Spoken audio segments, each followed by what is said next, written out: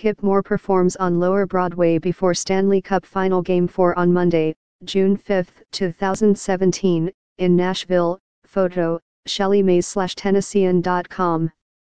Bachelorette parties, neon honky-tonks with window stages, and celebrity-driven restaurants reign supreme on Nashville's Lower Broadway these days. In the name of growth, construction cranes dot the city's skyline, and historic buildings on Music Row are often threatened or lost to make way for new condo buildings, as shiny as Carrie Underwood's Grammy Awards gown.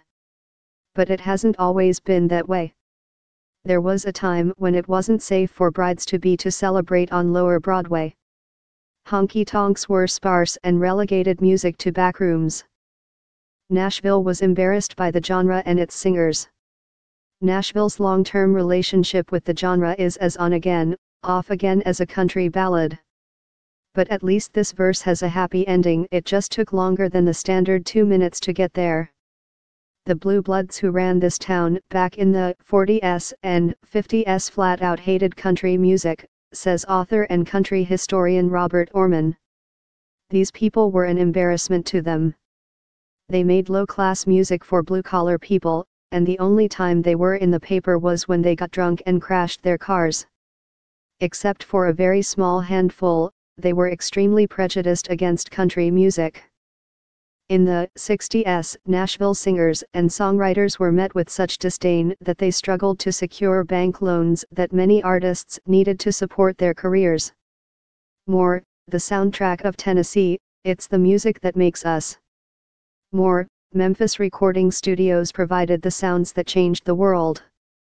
Jody Williams, BMI Nashville's vice president for creative, remembers hearing stories of how then BMI VP Francis Preston escorted songwriters to bank meetings to help the writers secure loans. The banks didn't really understand how the music business worked, and they didn't make it a part of their mission to understand how it worked, Williams said. She didn't co-sign the loans, but she explained why they needed to do it. As the artist community was struggling to gain the respect of Nashville's business community, Lower Broadway was still a violent, seedy street littered with dive bars and peep shows. Williams, who grew up in Nashville, remembers not being allowed to go to the area as a teen.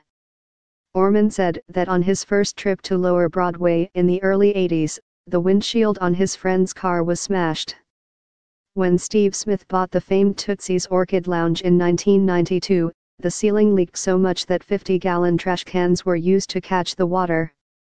A single 200-watt light bulb hung from the ceiling in the front room, and homeless people slept in the back at night. He said the Grand Ole Opry at Ryman Auditorium sustained the downtown area on the weekends, and that a big day at Tootsie's was $500 in sales. Now a big day is $100,000.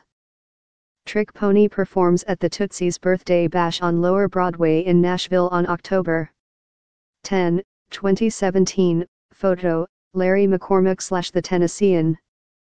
For all the cash pouring into the honky-tonks, business leaders have been careful not to sterilize the Strip.